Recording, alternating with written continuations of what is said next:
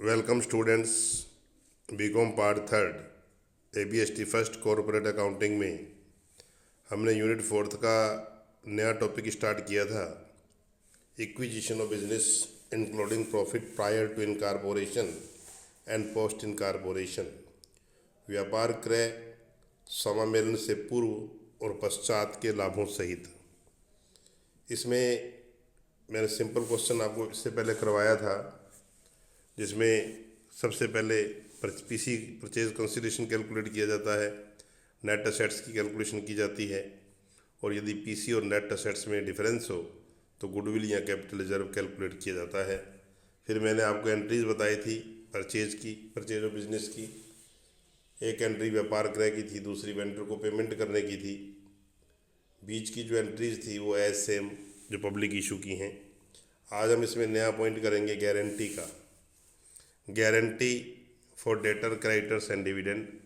देनदार लेनदार व लाभांश के संबंध में गारंटी। कई बार व्यापार के विक्रेता के द्वारा कंपनी को इस प्रकार की गारंटियां दे दी जाती हैं कि देनदारों से इतना पैसा वसूल हो जाएगा, लेनदारों को इससे ज़्यादा नहीं देना पड़ेगा, या आने वाले वर्षों में इतने लाभ होंगे, कितने परसेंट लाभांश की घोषणा की जा सकेगी। तो यदि देनदारों से पैसा कम प्राप्त होता है तो बाकी के पैसे के गारंटी वेंडर की होगी। लेनदारों को ज़्यादा पेमेंट करना पड़ गया तो गारंटी वेंडर की होगी। प्रॉफिट कम हुए, लाभांश जितना उसने कहा था उतना पेमेंट नहीं कर पा रहे हैं तो गारंटी वेंडर की होगी। तो इस प्रकार की जो गारंटी है उससे संबंधित ये बहुत ही इम्पोर्टेंट एक क्वेश्चन है जो आज हम करेंगे। तो देखिए, इसमें एक क्वेश्चन नंबर 6 है। Kamal sold his business to Kamal limited for ₹1,25,000।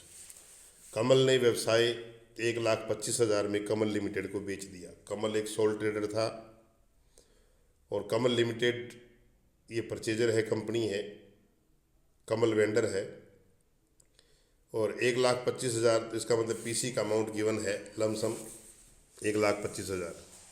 Company ने निम्न संपत्तियों और दायित्वों को लिया: गुडविल 10,000 रुपये, बिल्डिंग 60,000, प्लांट 35,000, फर्नीचर 3,000, स्टॉक 5,000, विविध देनदार 15,000, संदिग्ध ऋणों के लिए आयोजन प्रोविजन फॉर बैड डेब्ट्स 1,000, विविध लेनदार 13,000। तो ये जो डेटर जो असेट्स और लाइबिलिटी ली गई हैं उनका डिटेल है। कमल को 2,760 रुपये नगद दिया गया और 3,000 उसके बैंक खाते में, उसके गारंटी खाते में क्रेडिट किए गए, और शेष रकम के लिए कंपनी ने उससे 10% पर 100 रुपये वाले इक्विटी अंशों का बंटन किया। ये मोड ऑफ पेमेंट है। जो 1,25,000 का पेमेंट करना है उसमें 2,760 रुपये उसको नगद देने हैं। ये देखिए आप वर्किंग नोट में मैंने सबसे पहले PC given 1,25,000, mode of payment cash 2,760, guarantee account में 3,000 रुपये, रिमेनिंग अमाउंट 1,25 में से बैलेंसिंग फिगर बचेगा 1,19,240। इसके बदले में उसको 100 रुपये वाला शेयर 110 में। तो नंबर ऑफ इक्विटी शेयर मैंने कैलकुलेट करके दिखाए हैं, 1,19,240 बटा 110 यानी 1,084 शेयर। 1,084 इंटू 100, 1,08,400 रुपये की तो कैपिटल हो गई, और 1,084 इंटू 10, 10,840 सिक्योरिटी प्रीमियम हो गया। तो ये मोड ऑफ पेमेंट मैंने यहाँ क्लियर कर दिया, आपके स्क्रीन पे आपको नज़र आ रहा है। फिर आगे ही कहता है, कमल ने गारंटी दी कि देनदारों से 14,000 रुपये वसूल होंगे और लेनदार पुस्तक में दिखाई गई राशि से अधिक नहीं होंगे। तो जो देनदार हैं वो एक्चुअल में 15,000 और 1,000 रुपये पीवीडी है, तो 14 के ही हैं।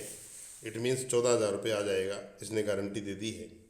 और लेनदार 13 के थे, लेकिन ये कह रहा है कि 10,000 लेनदार जो है पुस्तक से ज़्यादा राशि के नहीं हुए, यानी 13,000 से ज़्यादा पेमेंट नहीं करना पड़ेगा।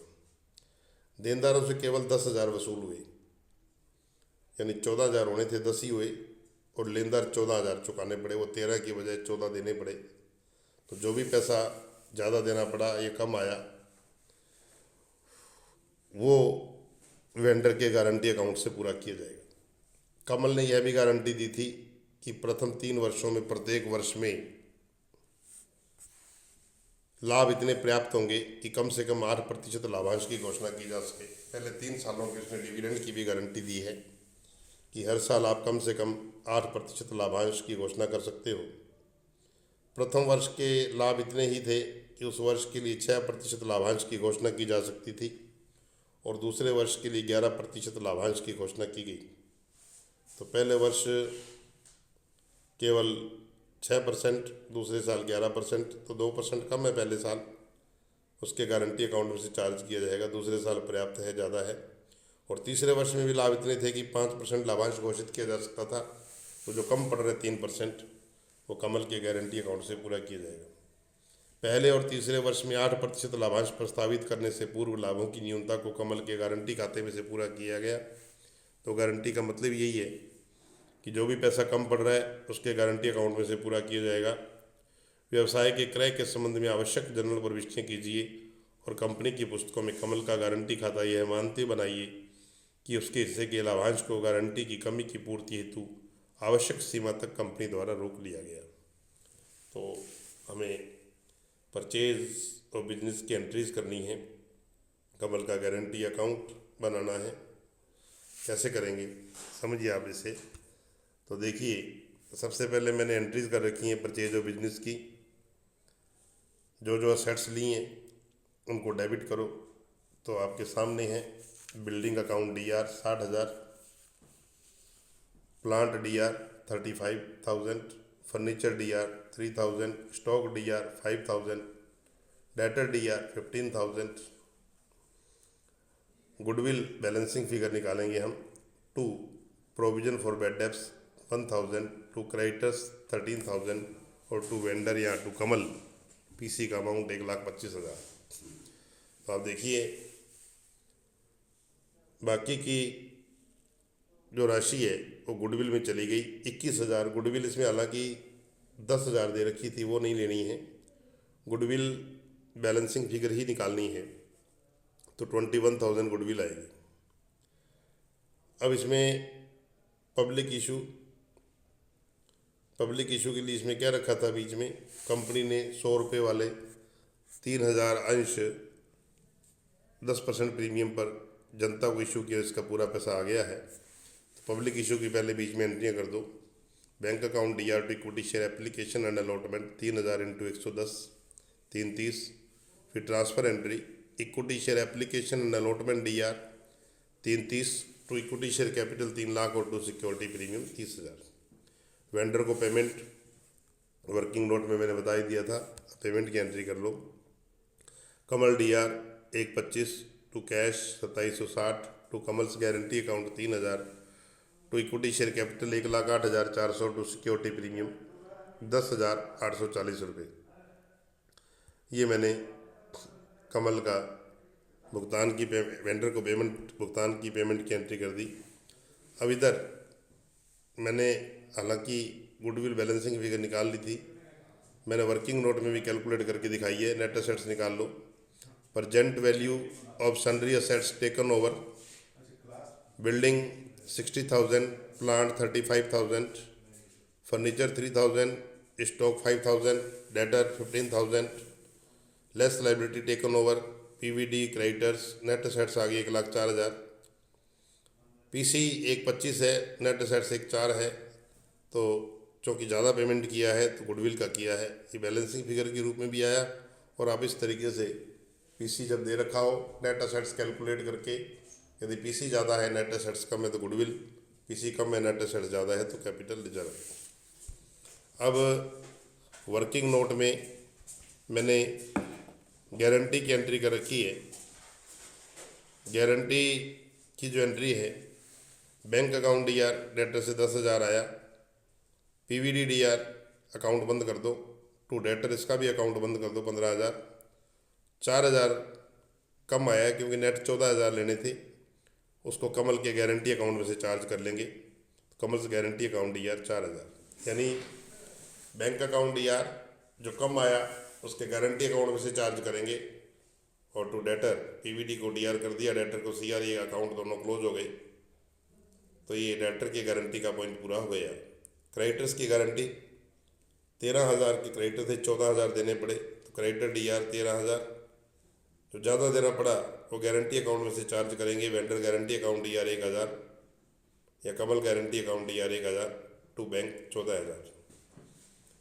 अब जो डिविडेंड है उसकी गारंटी, पहले साल का डिविडेंड 8% देना है, 6% 2% कम पड़ रहा है। डिविडेंड हमेशा पेडअप कैपिटल पे दिया जाता है, तो टोटल पेडअप कैपिटल पब्लिक को 3 लाख रुपए के शेयर इशू किए हैं, कमल को 1,08,400 के, कुल 4,08,400 की कैपिटल है। 4,08,400 का 2% कम पड़ रहा है, ये मैंने इधर एक्सप्लेन किया हुआ है। तो वेंडर गारंटी अकाउंट दिया 2%, 4,08,400 का 8,168 और 2 P&L अप्रोप्रिएशन, क्योंकि लाभांश की घोषणा या लाभांश का जो अरेंजमेंट किया जाता है वो P&L अप्रोप्रिएशन में से किया जाता है। तो वेंडर गारंटी अकाउंट या 2 P&L अप्रोप्रिएशन, ये लाभांश की गारंटी की एंट्री होगी जितना कम पड़ रहा है, 2% पेडअप कैपिटल का 8,168 रुपये। तो फर्स्ट ईयर की तीनों गारंटी की एंट्री हो गई हैं। और जब भुगतान करेंगे डिविडेंड का, तो डिविडेंड या टू बैंक, लेकिन कमल का जो डिविडेंड है वो कमल के गारंटी अकाउंट में डालेंगे, रोकना है। तो डिविडेंड या टू कमल गारंटी अकाउंट, कमल का जो 8% डिविडेंड है वो कमल के गारंटी अकाउंट में जाएगा। अब आप इधर अकाउंट चेक कीजिए, कमल्स गारंटी अकाउंट, इसमें सबसे पहले हमने जो पेमेंट की एंट्री की थी कमल D R to Kamal's guarantee, Kamal's guarantee में आएगा बाई कमल, 3,000 रुपये क्रेडिट इसके खाते में रोक लिया, हमने जमा कर लिया। फिर फर्स्ट एंट्री डेटर की गारंटी की, bank DR PVD DR Kamal's guarantee DR to debtor, तो कमल्स गारंटी में आएगा टू डेटर 4,000 रुपये। सेकेंड एंट्री क्रेडिटर्स की, creditor DR Kamal guarantee account DR to bank, इसमें टू बैंक आएगा 1,000। और तीसरी लाभांश की 2 P&L अप्रोप्रिएशन 8,168 रुपये।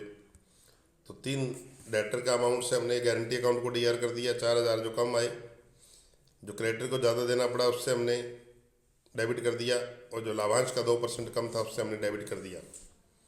अब बाई बैलेंस CD, इसके खाते का बैलेंस आ गया डेबिट 10,168, अगले साल इसको ट्रांसफ़र कर दो to balance BD।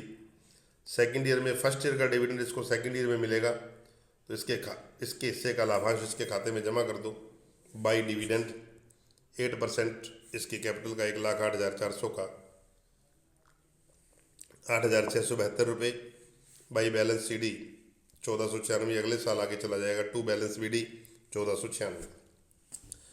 Second year में डिविडेंड पर्याप्त है, थर्ड ईयर में फिर कम है 3%, फिर गारंटी अकाउंट या 2 P&L अप्रोप्रिएशन, तो 2 P&L अप्रोप्रिएशन 3% ऑफ 4,08,400 का 4,08,400 का 12,252, इसको फिर डेबिट करेंगे बाई डिविडेंड।